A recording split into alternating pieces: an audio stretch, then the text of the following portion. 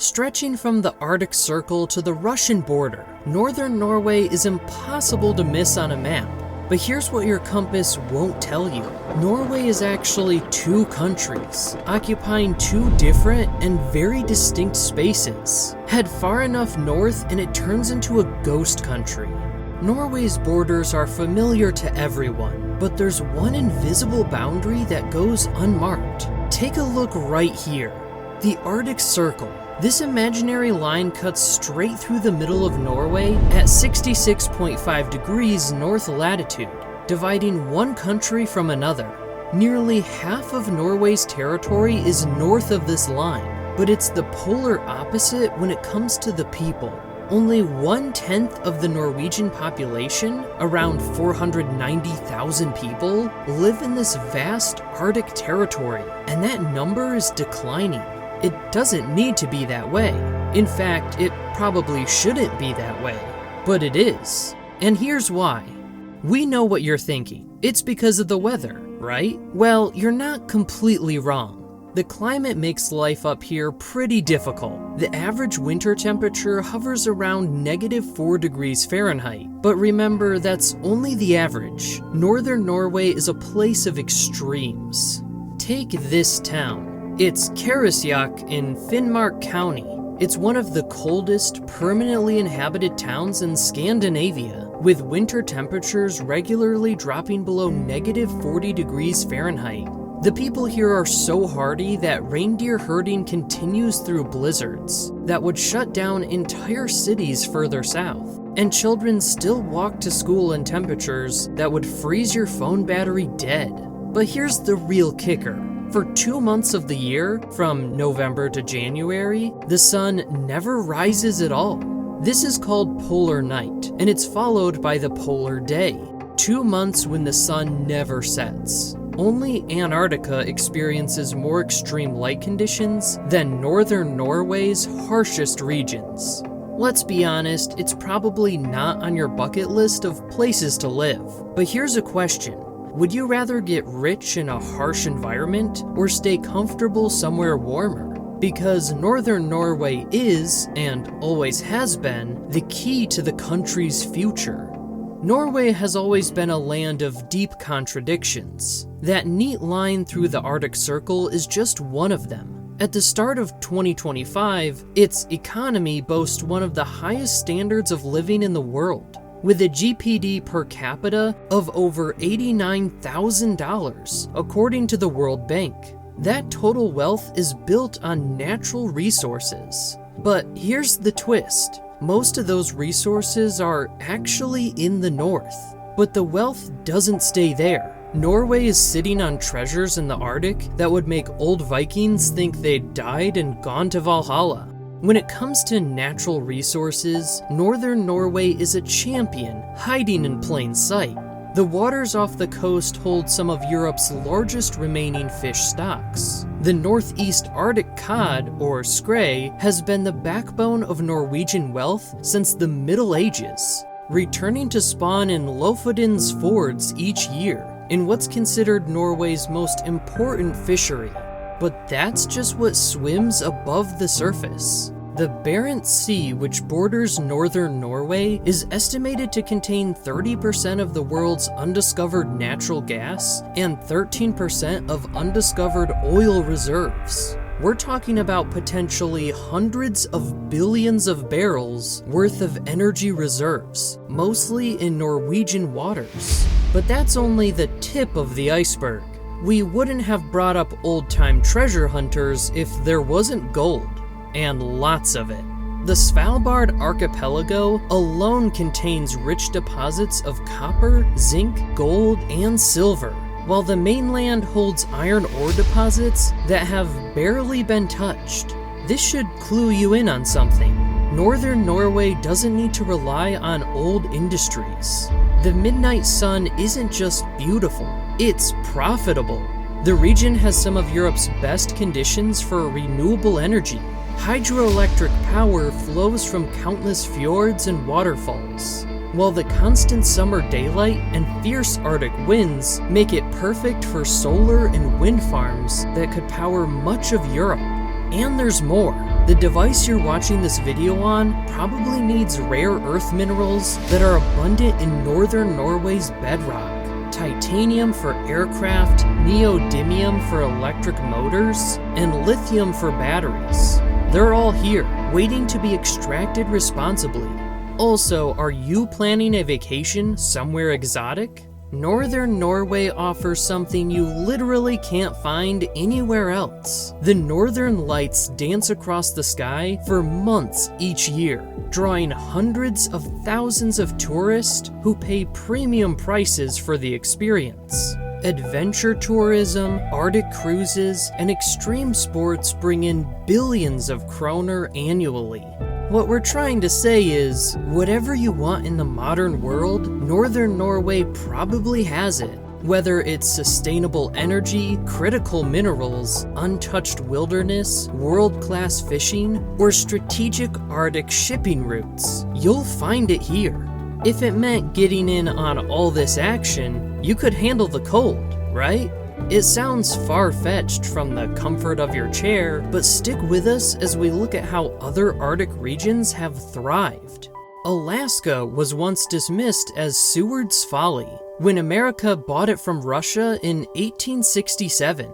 People thought it was too cold, too remote, too harsh for civilization, but those people were wrong. When oil was discovered in 1968, Alaska transformed from a barren wasteland into an economic powerhouse. The Trans-Alaska Pipeline System was built through conditions similar to Northern Norway: permafrost, extreme weather, and vast distances.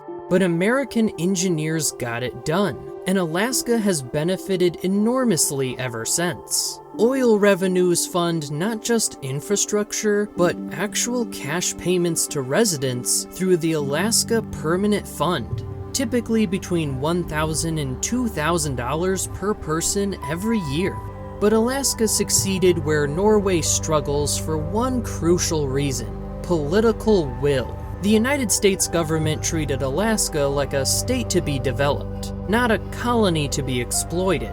Roads, airports, military bases, and universities followed the oil discoveries. Young Alaskans could build careers without leaving home. Alaska is still a tough place to live, but with economic opportunity and infrastructure investment, people are willing to endure the climate. The state's population has grown by over 50% since 1980, reaching over 733,000 residents who've chosen Arctic life over easier options elsewhere. That's not the case in Northern Norway. Start by looking at the town of Hammerfest in Finnmark County. It calls itself the northernmost city in the world and sits on enormous natural gas reserves. You might expect it to be booming, like an Alaskan oil town. Instead, its population peaked in the 1980s and has been declining ever since. Even in July, the warmest month, daily temperatures average only 52 degrees Fahrenheit. But the weather isn't the real problem. It's the infrastructure, or lack thereof. Hammerfest relies on a single airport, a single port, and roads that connect only to other small northern towns. Unlike Alaska's well-connected communities, Hammerfest feels isolated, even when the weather is perfect. The natural gas extraction happens, but the profits flow south to Oslo, while locals struggle with high prices and limited opportunities. And that's not the only challenge. Take the Lofoten Islands, which should be Northern Norway's success story. These islands have been the center of Norway's cod fishing industry since the Viking Age, historically providing 40 to 50% of the country's total cod catch. The winter cod season brings enormous schools of fish to spawn in the fjords, creating one of the world's most productive fisheries. But even this success story reveals Northern Norway's problems. Most of the dried fish is exported to Italy, while fresh fish goes to fine restaurants throughout Europe. The value is added elsewhere. Processing, marketing, and distribution happen in southern cities or foreign countries. Local fishermen get paid for raw fish, but the real money is made by companies based hundreds of miles away. This pattern repeats everywhere in northern Norway. Resources get extracted, but wealth gets created elsewhere. It's a colonial economy disguised as regional development. Let's take a road trip to see how this plays out in practice. The E6 highway is northern Norway's lifeline, stretching over 1,200 miles, from the southern tip to the Russian border. It's an impressive engineering achievement, winding through some of the most spectacular and dangerous terrain on Earth. But there's a fundamental problem with this road that becomes clear once you start driving. The E6 is essentially the only major road connecting northern Norway to the rest of the country. Unlike southern Norway, which has multiple highway options, the north depends entirely on this single route. When there's an avalanche, a bridge closure, or severe weather, entire regions can be cut off for days or weeks. The road passes through mountain passes that close regularly in winter, across fjords on bridges that ice over without warning, and through avalanche zones where massive snowslides can bury vehicles entirely. In 2019, a single avalanche near Tromsø closed the E6 for 3 weeks, isolating communities and disrupting supply chains throughout Finnmark County. This isn't anything like driving through southern Norway, where multiple routes and constant services make travel reliable. Gas stations can be 100 miles apart in the north. Hotels and restaurants are scarce. Travel guides advise drivers to carry emergency food, sleeping bags, and satellite phones for communication when cell towers fail. But winter driving is only part of the challenge. Summer brings different problems. Road construction that creates delays lasting hours, midnight sun that can make it hard to judge time and distance, and tourist traffic that overwhelms infrastructure designed for local use only. These are the realities travelers in northern Norway face daily. To get a sense of how isolated northern communities really are, consider this journey. Imagine you're in Alta, Finnmark County's largest town. You've really enjoyed the northern lights and midnight sun, but now you need to reach Kirkenes near the Russian border for work.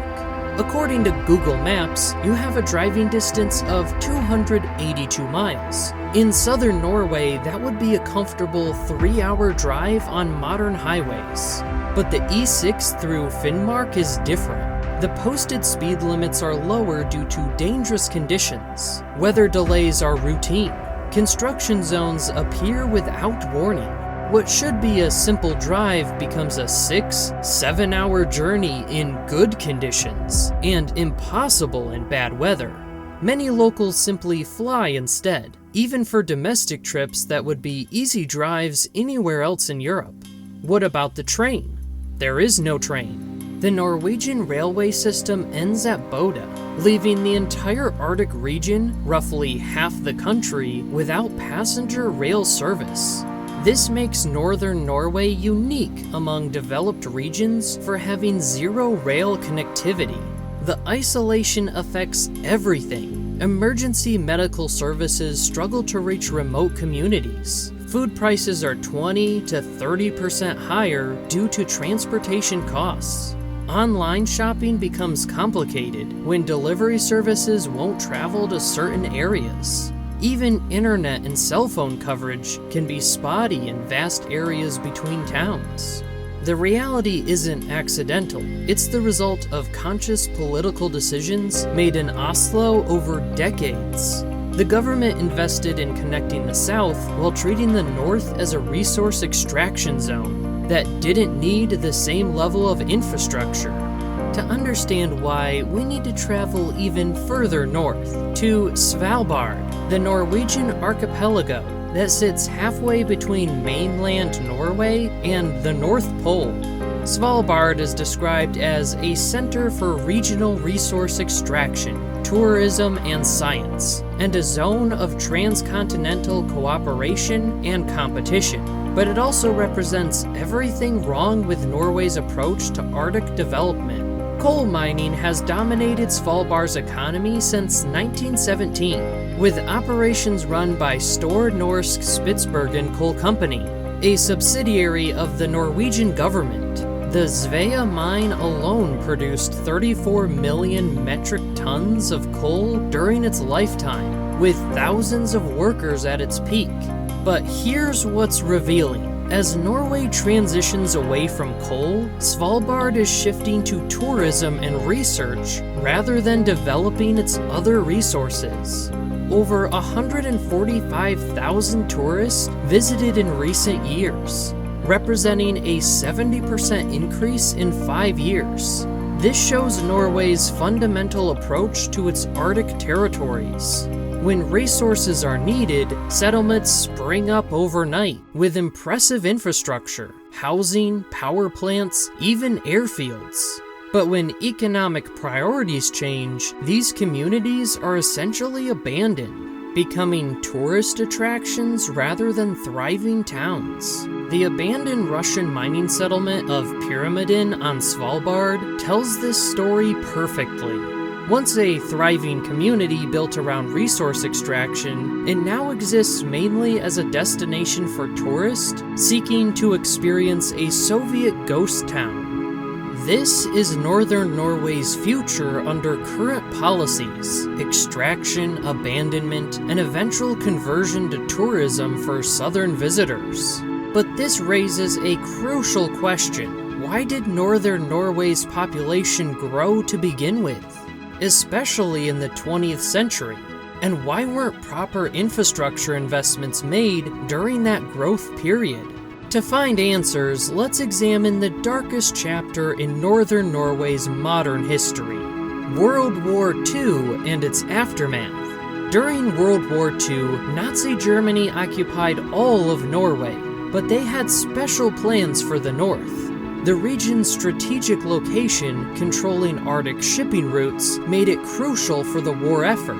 German forces built massive fortifications throughout Finnmark and Troms, including submarine bases, radar installations, and supply depots that employed thousands of local workers. When the war turned against Germany in late 1944, they implemented a scorched earth policy in northern Norway, unlike anything seen elsewhere in occupied Europe. The retreating Wehrmacht burned every building, destroyed every bridge, blew up every pier, and forced the entire civilian population, over 50,000 people, to evacuate to the south. By the time Soviet and Norwegian forces liberated Finnmark in early 1945, the province was completely uninhabitable. Towns like Hammerfest, Vadstad, and Kirkenes had been reduced to rubble. Even small fishing villages and Sami settlements were destroyed. It was the most complete destruction of civilization infrastructure in European history. Norwegian government faced a choice: rebuild the north or let it remain empty. They chose to rebuild, but their methods created the structural problems we see today. Instead of allowing communities to develop organically based on local needs and traditions, the government imposed centralized planning from Oslo. New towns were built according to southern Norwegian standards and preferences, ignoring Arctic conditions and local culture. Traditional Sami reindeer herding areas were converted to agricultural land unsuitable for the climate. Fishing villages were consolidated into larger settlements that were easier to administer but harder for residents to reach their traditional fishing grounds. Most importantly, the rebuilding prioritized resource extraction over community development. New infrastructure connected mines, forests, and fishing areas to export terminals, but didn't necessarily serve local residents' daily needs. This pattern continued through the Cold War, when northern Norway gained strategic importance as NATO's northern frontier facing the Soviet Union. Military bases brought jobs and infrastructure investment, but they also reinforced the region's role as a frontier zone rather than an integral part of the country. The population did grow during this period, reaching its peak in the 1980s. but much of this growth came from government jobs, military personnel, teachers, administrators, rather than private sector development. When the Cold War ended and military priorities shifted, many of these jobs disappeared. Meanwhile, traditional industries like fishing and forestry were consolidated into larger operations that employed fewer people. Smaller fishing boats were replaced by industrial trawlers. Independent loggers were brought out by multinational corporations. Family farms couldn't compete with subsidized agriculture in the South. The result was a boom-bust cycle that continues today. When the global commodity prices rise, mining and energy projects create temporary employment booms. When prices fall or resources are exhausted, communities are left stranded with expensive infrastructure and no economic base to maintain it. This explains why Northern Norway's population has been declining since the 1990s. Even as the region's strategic and economic importance has grown, the institutional framework treats the North as a resource colony rather than a place where people build lives and communities. Consider the town of Kirkenes near the Russian border. It should be thriving as Arctic shipping routes open due to climate change. The port handles increasing cargo traffic between Europe and Asia. New mining projects are extracting iron ore for export. The town even hosts an annual conference on Arctic cooperation that draws international visitors. But Kirkenes's population continues to decline. Young people leave for education in Tromsø or Oslo and don't return. The local economy depends on a few large employers, mostly government agencies and resource extraction companies, rather than diverse small businesses that create community wealth. The irony is painful. Kirkenes sits at the center of some of the most important geopolitical and economic developments of the 21st century. The opening of the Arctic, competition between Russia and the West, and the global transition to renewable energy. But local residents feel disconnected from these grand trends, struggling with high cost and limited opportunities. This brings us to perhaps the most frustrating example of Northern Norway's wasted potential, the Lofoten Islands. The Lofoten Islands should be Northern Norway's success story. They have everything needed for 21st century prosperity. A fishing industry that has operated successfully since the Viking Age. Spectacular natural beauty that attracts tourists from around the world. And a cultural heritage that gives the community a strong identity. Each March, approximately 80 fishing boats steam towards Svolvær for the World Championship in cod fishing, celebrating the traditional skrei season. This should be the foundation for a thriving regional economy, combining traditional industries with modern tourism and sustainable development. But even Lofoten demonstrates Northern Norway's fundamental problems. While the winter cod season remains pivotal and reinforces cultural traditions, popular beaches like Attaklev and Ramberg are now primarily known for tourism rather than fishing. The traditional fishing economy that sustained communities for centuries is being replaced by seasonal tourism that benefits outside operators more than local residents. Hotels and restaurants in Lofoten are now owned by Southern Norwegian chains. Tour operators bring clients from abroad, but hire seasonal workers rather than providing year-round employment for locals. Even the fish processing, which should add value locally, happens elsewhere. Fresh cod caught in Lofoten waters is flown to Bergen or Oslo for processing, then sold in European markets at prices far higher than what local fishermen receive. This pattern, local resources, external profits, defines Northern Norway's economy. The region has world-class assets, but lacks the institutional capacity to capture value locally. The Norwegian government recognizes these problems and has tried various solutions. Recent initiatives include tax incentives for businesses that relocate to the north, student loan forgiveness for graduates who work in Arctic communities, and massive investments in broadband infrastructure to enable remote work. But these policies miss the fundamental issue. Northern Norway doesn't need more subsidies or special treatment. It needs the same institutional framework that allows other regions to prosper. Diverse economic opportunities, reliable infrastructure, and local control over development decisions. Considering what's happening with climate change, the Arctic is warming twice as fast as the rest of the planet, which should create enormous opportunities for Northern Norway. Ice-free shipping routes, extended growing seasons, new mining possibilities, and increased accessibility for tourism and investment. But instead of preparing communities to benefit from these changes, current policies treat climate change as a threat to be managed rather than an opportunity to be seized. Environmental regulations restrict development in areas where local communities might benefit, while allowing large-scale projects that serve external interests. The Northwest Passage could make Northern Norway's ports among the most valuable in the world, connecting Europe and Asia through Arctic shipping routes. But instead of investing in port infrastructure and logistics capabilities, Norway focuses on environmental protection and international cooperation. Worthy goals, but ones that don't necessarily help local communities prosper. New mining opportunities revealed by melting permafrost could provide sustainable employment for generations. But mining permits go to international companies that use automated equipment and fly-in workers, providing few local benefits beyond temporary construction jobs and tax revenue that flows to Oslo. Even renewable energy development follows this pattern. Northern Norway has some of Europe's best wind and hydroelectric resources, perfect for powering the green transition.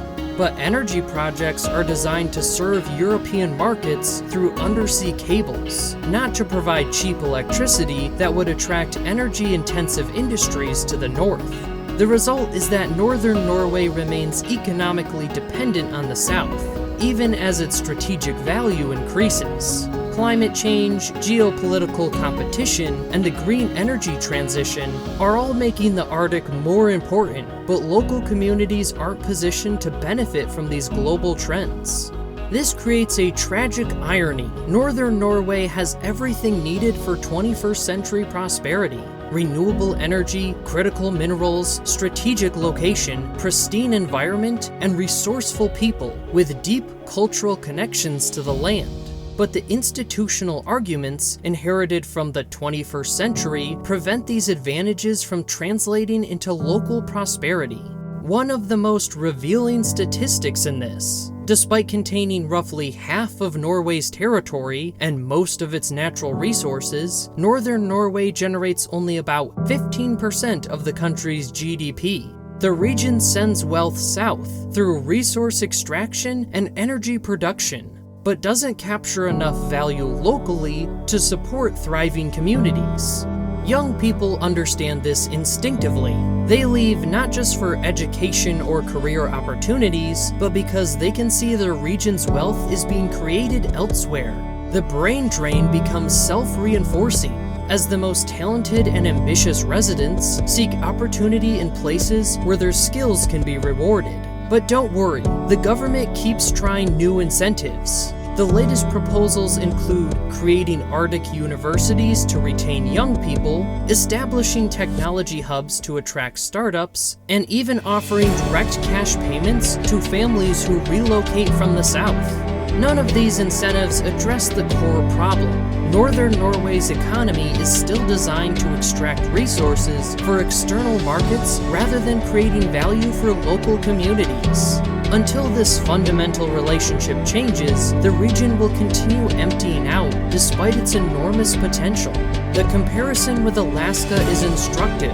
Both regions have similar climates, geographic challenges, and resource endowments. But Alaska's population has grown, while Northern Norway's has declined, because American institutional arrangements allow local communities to capture more of the wealth generated by their resources. The Alaska Permanent Fund doesn't just provide annual payments to residents, it creates a sense of shared ownership in the state's oil wealth. Local communities have more control over development decisions. Infrastructure investments serve local needs as well as resource extraction.